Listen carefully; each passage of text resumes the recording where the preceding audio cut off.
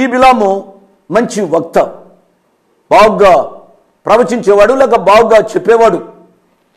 ఈ యొక్క వరము, ఈ దేవుడిచ్చిన ఈ వరం అతను ఏం చేశాడు అనగా తన స్వార్థం కొరకు వాడుకున్నట్లుగా దేవుని యొక్క వాక్యంలో మనం చూస్తూ ఉన్నాం.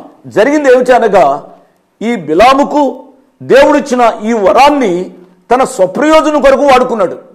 వాక్యం వింటున్న ప్రియ తమ్ముడు, ఆలోచిస్తావా? దేవుడు నీకు మంచిగా వాక్యం చెప్పే వరాన్నిచ్చాడు, మంచిగా పాటలు పాడే వరాన్నిచ్చాడు. దేవుడిచ్చిన ఈ కృపావరాన్ని నీ స్వార్థం కొరకు వాడుకుంటున్నావా, లేక ప్రభు మహిమ కొరకు వాడుకుంటున్నావా? ఆలోచించాలని ప్రభు పేరిట నేను జ్ఞాపకం చేస్తున్నాను. ఈ దినాల్లో కూడా అనేక మంది యవనస్తులు ప్రభు వాడుకుంటూ వారిని బహుగా ప్రజలు కూడా ఆదరిస్తున్న పరిస్థితుల్లో ఆధ్యాత్మిక గర్వం వారి జీవితాల్లో ప్రవేశించి డబ్బు కొరకు, పేరు కొరకు, ప్రఖ్యాతి